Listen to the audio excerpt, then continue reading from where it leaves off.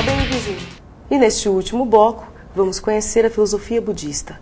Essa religião foi fundada na Índia, no século VI a.C. E para explicar melhor essas suas características e crenças, vamos conversar com o professor de budismo Antônio José de Araújo.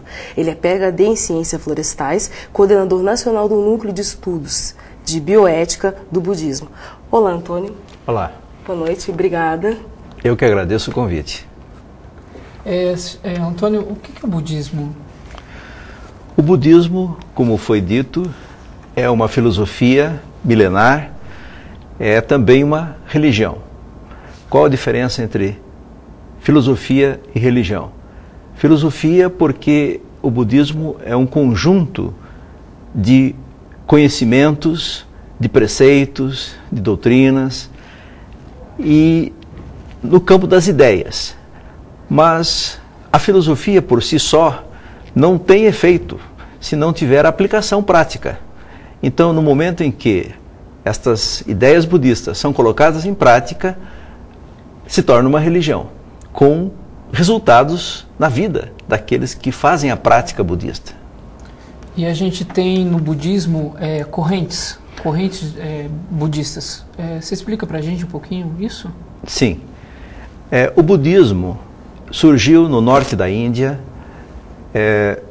Siddhartha Gautama, um príncipe, vendo o sofrimento das pessoas, a miséria, os sofrimentos da vida, enfim, iniciou uma meditação, estudou o que estava vigente na época, o que se praticava na época, e depois de se iluminar, de atingir uma compreensão das verdades, iniciou uma nova doutrina, uma nova religião que foi chamado de budismo.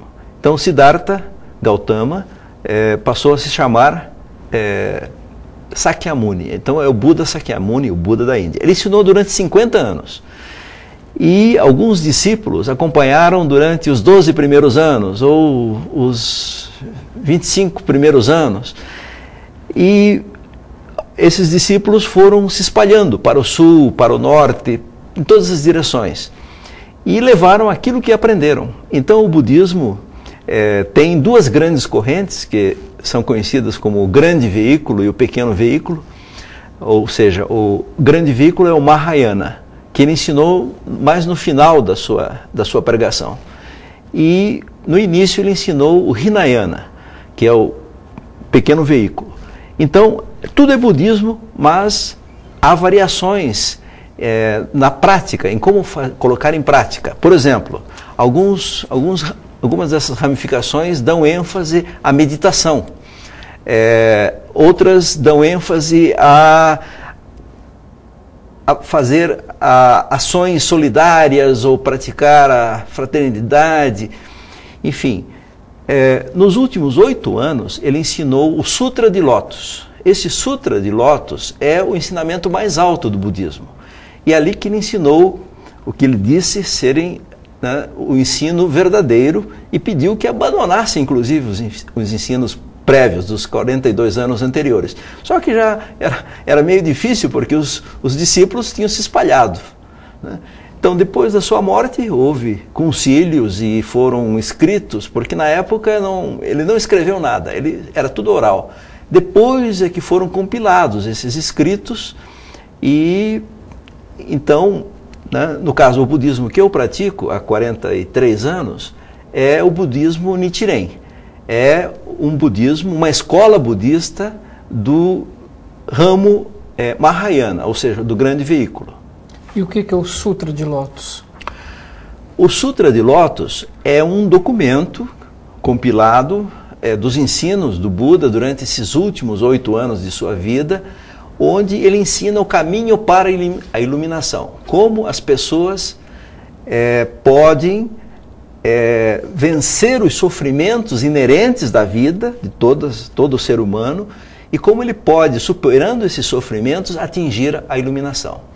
Então, o Sutra de Lótus é um documento extenso e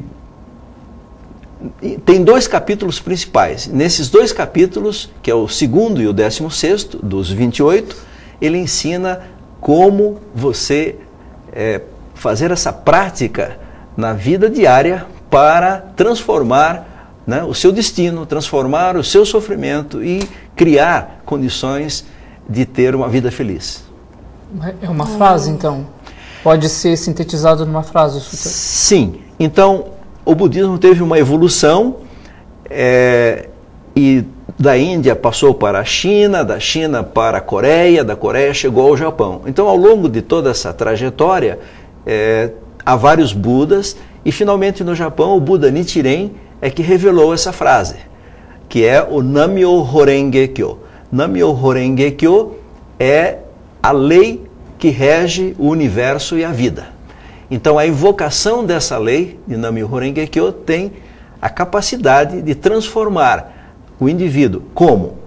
Despertando aquela força que ele tem dentro de si, que é o estado de Buda, e despertando essa força, ele vai ter sabedoria, vai ter energia vital, ele vai ter boa sorte, ele vai ter tudo aquilo que ele precisa para lidar com as suas circunstâncias na vida diária, para então evoluir no seu estado de vida e deixar aqueles estados mais de sofrimento, os estados mais baixos, e chegar ao estado de felicidade que todo mundo tem. Todo mundo é um Buda em potencial. Todos nós aqui. Então tá bom. Evoluir e transformar-se.